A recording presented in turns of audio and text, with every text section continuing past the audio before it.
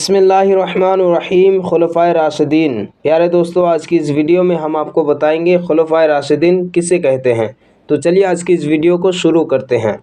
رسول اللہ صلی اللہ علیہ وسلم کے بعد آپ کے خلفاء برحق و امام متعلق حضرت سیدنا ابوبکر صدیق رضی اللہ تعالی عنہ ہے، پھر حضرت عمر فاروق رضی اللہ تعالی عنہ، پھر حضرت عثمان غنی رضی اللہ تعالی عنہ، پھر حضرت مولا علی رضی اللہ تعالی عنہ، پھر حضرت امام حسن رضی اللہ تعالی عنہ۔ ان حضرات کی خلافت کو خلافت راشدہ کہتے ہیں، اس لیے کہ ان صحابیوں نے حضور کی سچی نیابت کا پورا حق ادا کیا۔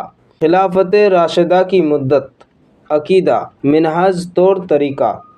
نبوت پر خلافت حقہ راشدہ 30 سال رہی، یعنی حضرت سیدنا امام حسن رضی اللہ تعالی عنہ کے 6 مہینے پر ختم ہو گئی۔ پھر امیر المؤمنین عمر بن عبدالعزیز کی خلافت راشدہ ہوئی، اور آخر زمانے میں حضرت امام مہدی رضی اللہ تعالی عنہ کی ہوگی۔ حضرت امیر معاویہ اول ملوک اسلام ہے۔ افضل خلیفہ کون ہے؟ عقیدہ۔